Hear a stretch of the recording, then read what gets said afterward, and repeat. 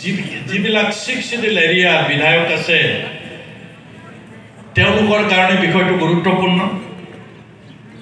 Speaker নিজে প্ৰিজাইড কৰিব, অসম মন্ত্ৰীসভাৰ মন্ত্ৰীসকল থাকে আৰু এই বিষয়টোৰ ওপৰত এছেম্বলি স্পেচিয়েলি ডিছকাশ্যন হ'ব। এই 6 শিডিউলৰ ওপৰত দেয়াৰ ৱাজ মডিফাইড 6 শিডিউলো আছে যেহেতু তাৰ ওপৰত আলোচনা হ'ব। শিডিউলৰ যিটো কাৰণ, সেই কাৰণ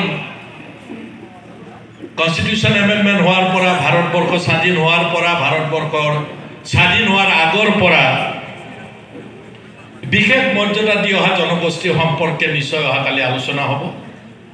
আৰু আজিৰ আলোচনাটো আলোচকসকলে আপোনালোকক ব্যাখ্যা কৰিব। 100 ভাগেই BTC অঞ্চলত ৰূপায়ণ কৰি এগৰাকী ছাকচেছ আৰু সঁচা কথা শুদ্ধ হ'লেও কোৱা হয়, সেইটো আমি বিৰোধিতাৰ কৰাৰ কাৰণে বিৰোধিতা কৰা বুলি ক'ব পাৰোঁ। কিন্তু অৰাজনৈতিক সংগঠনৰ মাননীয় শিক্ষাগুৰুসকল ইয়াত উপস্থিত আছে। সাহিত্য সভা কৰা, আমাৰ বাথৌ কৰা, আমাৰ জাতীয় অনুষ্ঠান যিবিলাক আছে, যিসকলে চৰকাৰৰ কব্জাত সোমাই যোৱা নাই। এতিয়াও চৰকাৰৰ কব্জাত ইতিমধ্যে আমি নিবিচাৰা সত্ত্বেও জাতীয় অনুষ্ঠান লাহে লাহে কিন্তু চৰকাৰৰ কব্জাত সোমাই গৈছে। কিন্তু যিসকল জাতীয় অনুষ্ঠানত এতিয়াও কব্জাত সোমাই যোৱা নাই চৰকাৰৰ, তেওঁলোকৰ পৰা অন্তত আমি আশা কৰিম যে BTC ৰক্ষা কৰক। প্ৰমোদ বড়োৰ পৰা BTCক ৰক্ষা কৰক।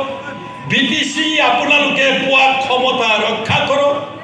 BTCত আপোনালোকে পোৱা অধিকাৰ যে কাঢ়ি লৈ যাব বিচৰা হৈছে, একত্ৰিতভাৱে আগন্তুক দিনত তাৰ প্ৰত্যুত্তৰ আপোনালোকে দিবলৈ চেষ্টা কৰক। 6 শিডিউল সম্পৰ্কে সম্পূৰ্ণ ব্যাখ্যা কৰিব, মই কৰিব বিচৰা নাই। গতিকে যিসকলে 6 শিডিউল ব্যাখ্যা কৰিবলৈ আহিছে তেওঁলোকে দফাই দফাই যেতিয়া কথাবিলাক ক'ব, সেই দফাৰ মাজত আপোনালোকৰ উপলব্ধিবিলাক লুকাই আছে। আজি ভাৰতীয় সংবিধানত অন্তৰ্ভুক্ত কৰি যিটো চিডলিঙৰ ওপৰত প্ৰমোদ বড়োক লৈ আজি তেওঁলোকে প্ৰশ্ন চিহ্ন তুলিছে।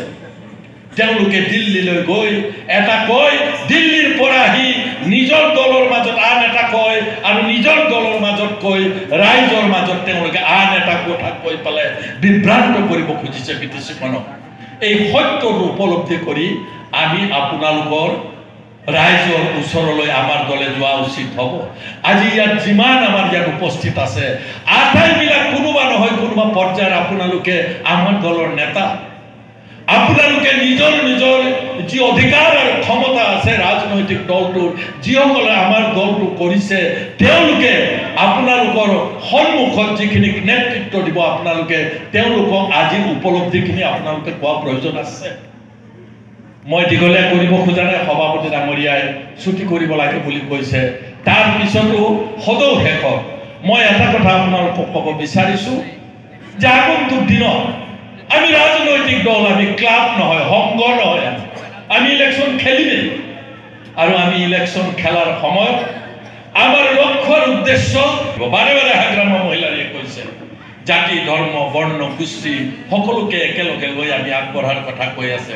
আৰু সেইটোৱেই আমাৰ আজি মূল মন্ত্ৰ। কোনোবাই ধৰ্ম নিৰপেক্ষ নোহোৱা, ৰাজনৈতিক